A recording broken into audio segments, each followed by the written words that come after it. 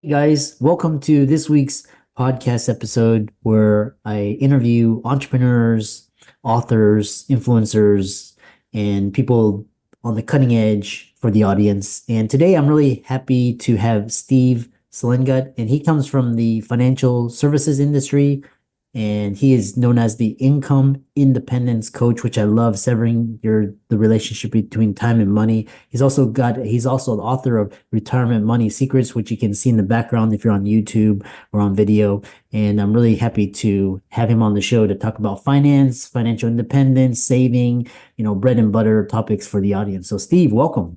Great to be here. Great to be here. Yeah, I know we're excited to have you on and get you on and record. So talk about, what your story and how you got started and what you do. Well, I really got started pretty young. My dad was a builder, developer in North Jersey at kind of a resort type area called Lake Opatcong, about 45 minutes in those days from the city, probably 3 hours now. But he taught me about how he went about running this business and how he generated income. And it wasn't so much the value of the land that was important to him. It was the income that he produced by having rental properties, taking back mortgages, and stuff like that. So he had sources of income. He even insured the people's homes and cars and stuff like that. So he had cash flow from several different sources. And as when I was young and doing those odd jobs that kids do during the summers, he was teaching me to constantly put away a little of it. And he'd show me the savings account that he'd put it in. He said, "You see this? This is called interest. And you can just be sitting there or lying on the beach, and that interest is accumulating just because they're using your money." And he sort of taught me the lesson about never placing money in any type of situation that doesn't generate some form of income for you. So I never got hooked into zero coupon bonds, for example. And I never bought IPOs, so I missed the big ones, but I didn't lose on all the other ones. There are more of them go south than go north. So I was taught very quickly about that. And when I was 25, I got the unused tuition payments from my, college savings and the results of investing all this money I was giving him to invest for me over the years. And it turned out it was quite a substantial sum back in 74, 1970 when I was 25. So I invested this and I learned how to trade and I looked at the charts and I saw the fluctuation volatility in the securities and the dividends coming in. And I started trading and only trading these upper echelon securities like Exxon and IBM and Xerox at the time and Pfizer, all the big name type securities you would think of. And by the time I was what, 34 in 1979, I was making about 5 times my salary in income from both of these two streams of income, the dividends and the profit taking. And I quit my job in New York and I said goodbye and I stopped paying all the costs of commuting. And I lassoed two of my closest friends and showed them my picture and said, "Look, this is what I did for my portfolios. Let me do this for you." And they agreed. So I started business with two clients, maybe 50, $60,000 under management back in 79, and I sold my business last year when I had about 110 million under management. So that's the story. Now I try to teach other people how to make money with their investments. I look at their portfolios. I say, "You're making 2.5, 3%. You should be making closer to 10% in the current interest rate environment, and I can get you there." And that's about it. That's the story. That's Hmm. the story. Yeah, I love that. And what's interesting is because I'm a Gen X millennial, and I talk to a lot of millennials and Gen Z, and there's a lot of different concepts, and there's a lot of different things that they'll take a little bit more risk. But one thing I want to ask you is what was interesting is this idea of so my grandparents they were saying bank on Social Security, when you're 60 or whatever Right. the age is now. And then my parents were saying pensions and 401ks, bank on that. And now, like, kind of our generation is like, that's not going to work. Government's in too much debt, inflation. But you talk about this idea of what's wrong with 4% annual withdrawal rule for 401ks, and that got me to thinking is like, if you do a 3 to 4%, it's like 30 to 40K a year. That's not going to be enough to, sustain you. So talk about what's wrong with that. Well, the idea of people using 3 to 4%, 4% or more of their market value of their portfolios in retirement is a good estimate. It's not a bad idea. It's how they go about getting the 4% that is, to me, just totally not getting the job accomplished properly. I mean, I set up an account and it's yielding, its income generation is well more than 6%. And I can do that in any environment. I was doing that, just 2 years ago when interest rates were zero. It wasn't a problem. It's not a problem now. But Wall Street seems more to focus on market value of the securities. Let's throw it all in the stock market. The stock market grows better than the bond market. Uh-huh. We get paid on amount under management. So we want a growing market value. We'll sell 4% a year of a customer's assets to provide him with income, but our market value will probably still go up anyway because the market just does. But it doesn't do it every year. Mhm. If you'll remember 2022, so the market was down Yeah. 15%, maybe. Well, you also had to take out 4%. You had to sell securities to get the 4%. That might have caused some losses in itself, but your net loss was 19%. Now, this year, we've gone up 25%. But as of today, we're probably only 5% above where we were in the end of 2021. So almost 3 years of total 5%. That's less than 1% growth per year, or not really. It's less than 2% growth a year. But still, that means most people have had a net withdrawal of capital from their portfolios. My Mhm. portfolios during that period of time, my own personally, the ones I was managing up until May of last year, were generating close to double digit income because of, you know, the nature of things in the securities I use. I use a different form of security. It's a different kind of fund. You all know, everybody knows about ETFs and mutual funds. And everybody also should know that ETFs and mutual funds contain all the individual equities that are in the stock market and all the individual corporate bonds, government bonds, municipal bonds, mortgages, real estate, all the other types of marketable securities are contained in some of those ETFs and mutual funds. So you don't need to be in the stock market to be in the stock market. You can be in, funds. But there's one other fund that not too many people know about. And I don't know if you yourself have used them or not, or been introduced to them, but they've been around longer even than mutual funds. Oops, oops, can't have that. They've been around longer than mutual funds. I apologize. I always try to turn everything off, but all right. So these closed-end funds that I'm talking about were developed in the early 1800s. I think they were probably developed in Europe, but it's hard to actually pinpoint it. But 30 years before mutual funds, they existed. Over 100 years before ETFs. ETFs are new. They're only started in the 90s. Hmm.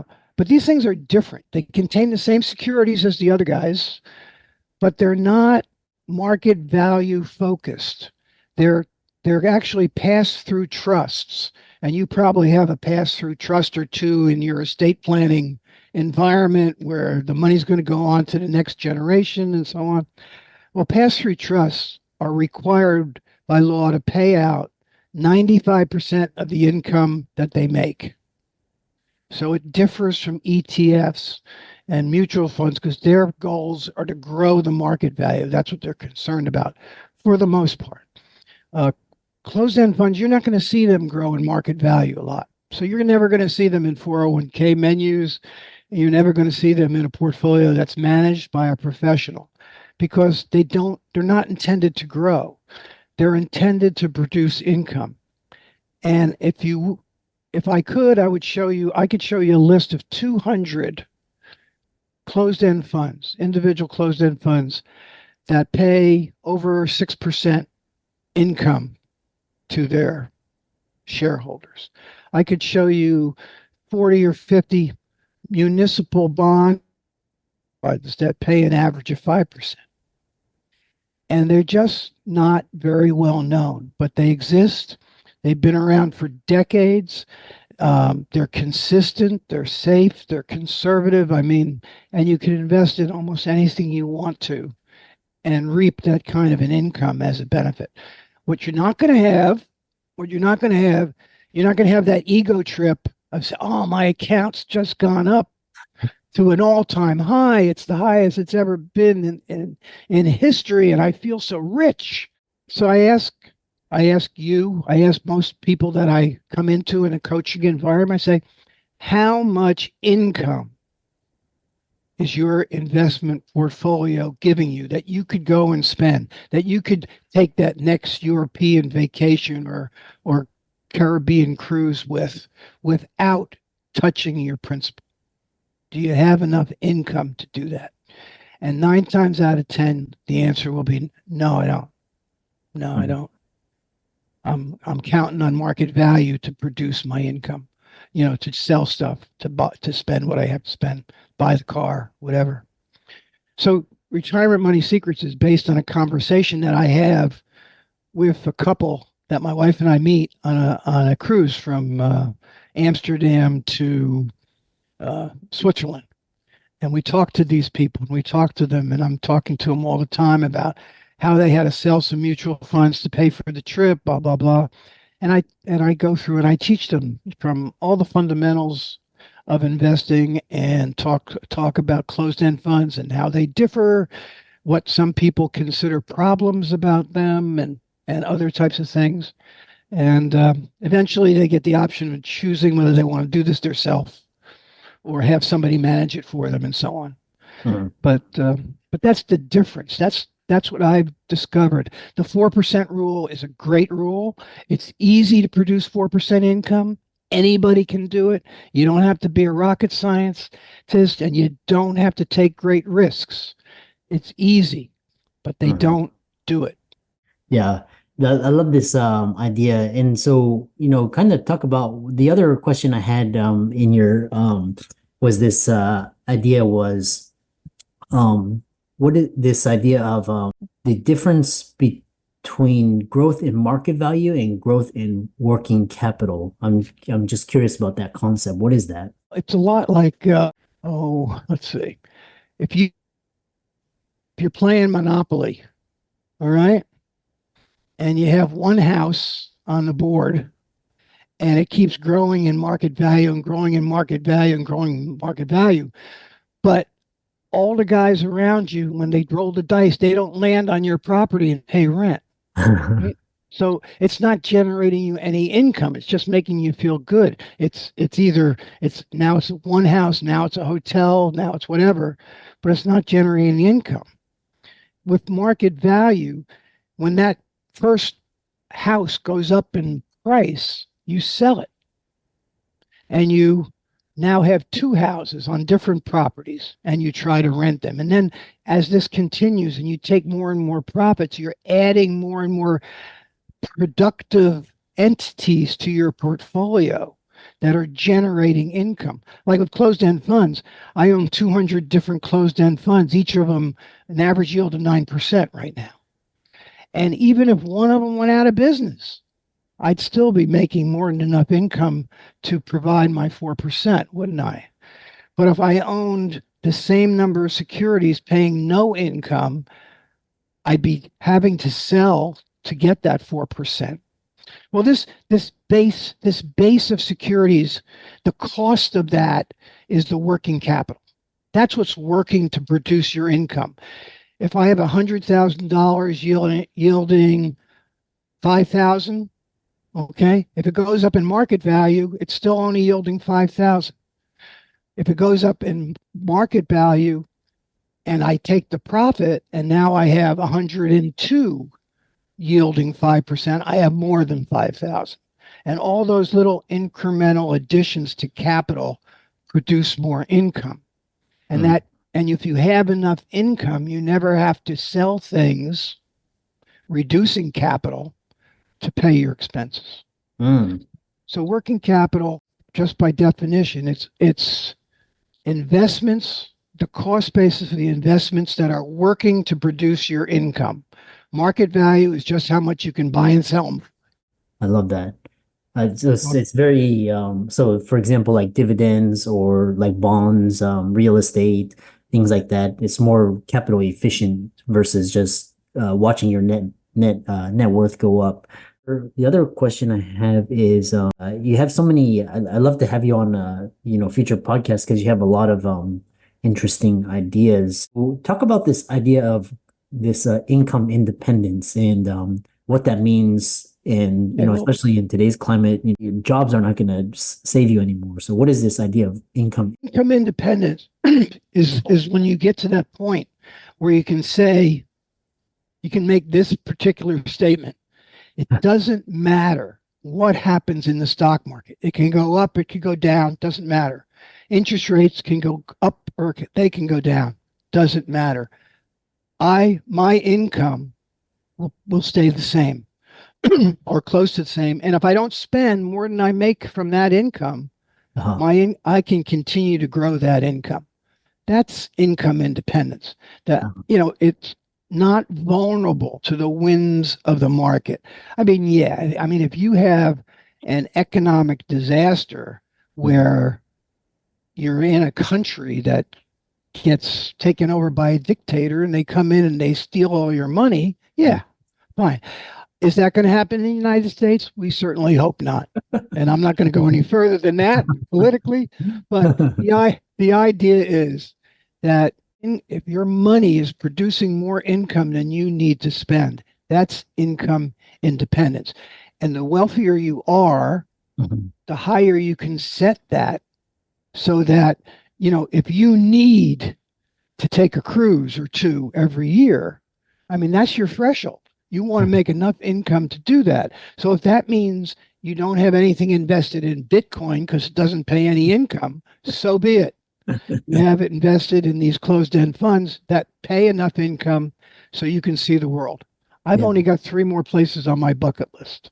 I love how you said if you need to take a cruise, it's like it's some people are like a cruise is a luxury, but and for the way you describe it is like that's a necessity. Well, it is to a point. It Yeah. is when you can't afford to do, you got 3 kids in college, Mhm. maybe you can't go on a cruise. Yeah. But when you're just finishing up paying your granddaughter's tuition, now you can afford to go on a cruise again. You know what I mean?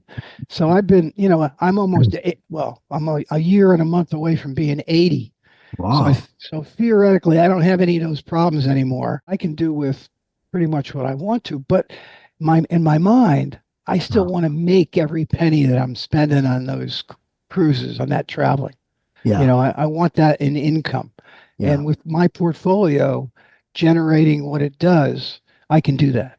Yeah. Interesting. So, kind of rounding it out, so what are the common vehicles that you're interested in? I know particularly it sounds like equities, it sounds like bonds. I'm not sure any insurance products or No insurance products. No, yeah. insurance is protection.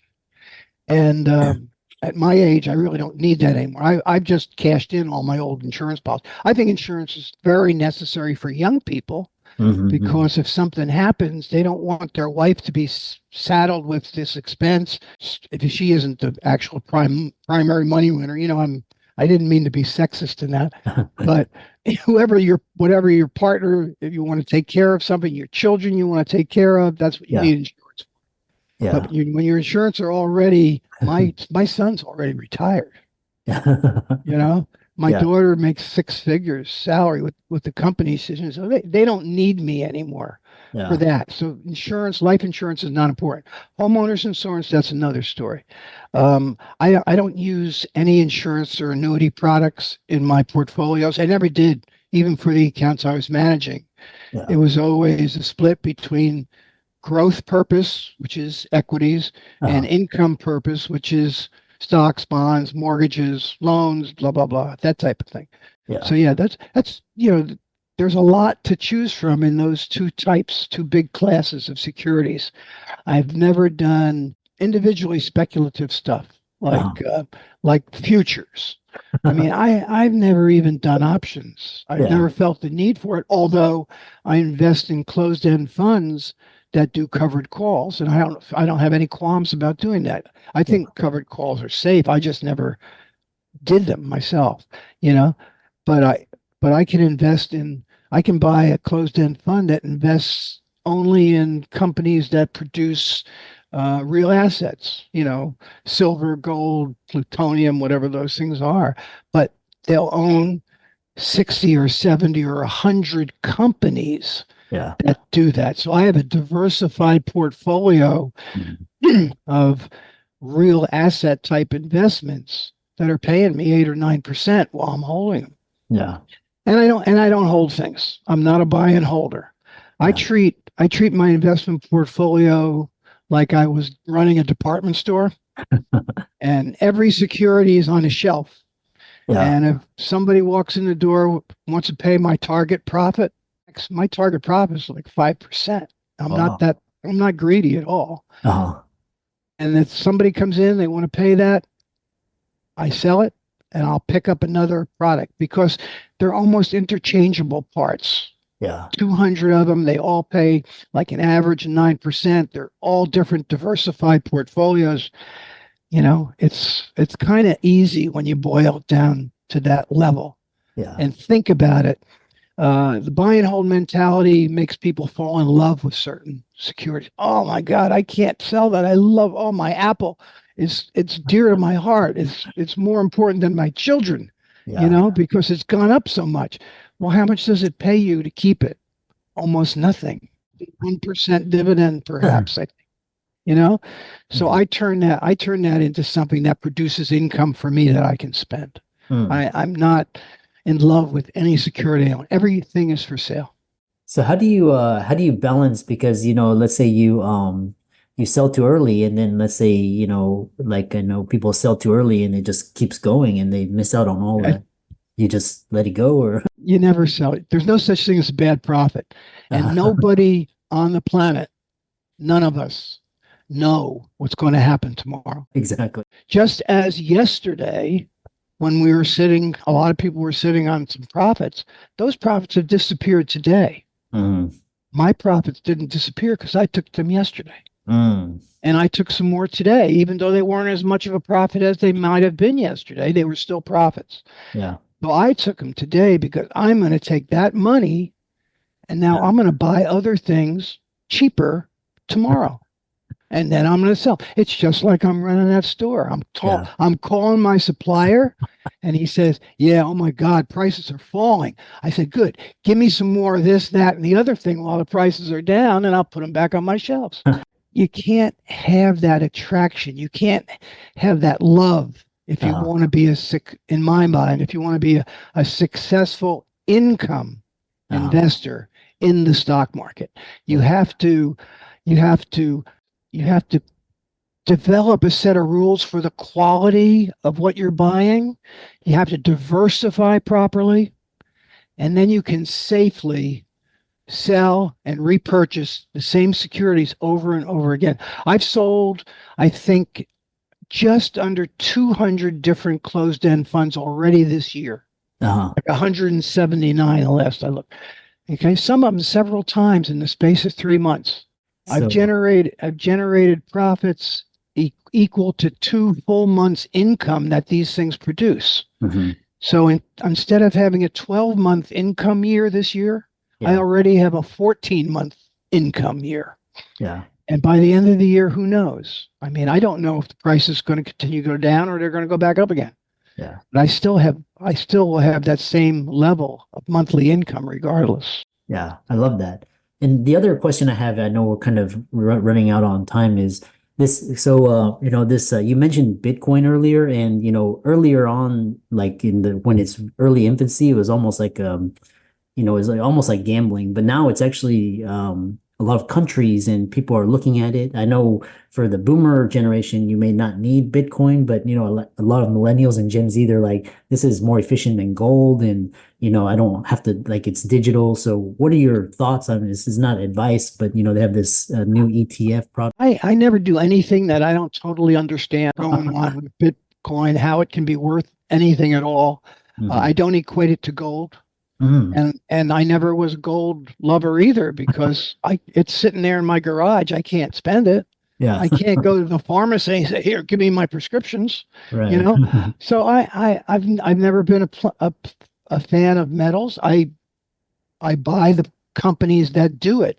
You can buy Bitcoin now in an ETF. I Yeah. understand. Yeah. Right Yeah. now there are no CEFs that I know of that have Bitcoin, and there's no Bitcoin investment I know of that pays dividends Yeah. or Yeah. interest or income of any kind. And I don't do anything like my dad told me when I was 13 years old, Right. do not do anything that doesn't pay you for the use of your money. I see. Interesting. To me, I mean, I've become a fairly wealthy individual without ever doing that kind of gambling or speculation. Yeah. I love that. When I go to a casino, I have $100 limit. I'll either make money or I'll lose $100, and that's it. So, Yeah. How can people find you and check out your book and reach out to you pick your brain? well, that costs. Except for your listeners, the book is cheap. It's at Amazon. It's at every place else you can get it. You can get it on the other ebook entities that just sell electronic copies. That's one way to reach me. And my Facebook groups are mentioned in there, and my website, which is theincomecoach.net. Uh, And there you can read about what I do in my coaching capacity. I'll have Q&A sessions with you. I'll look at your existing portfolio and make suggestions, or I'll coach you in how to transition from your 3% environment to an 8 or 9% environment. awesome. So Yeah. that's me.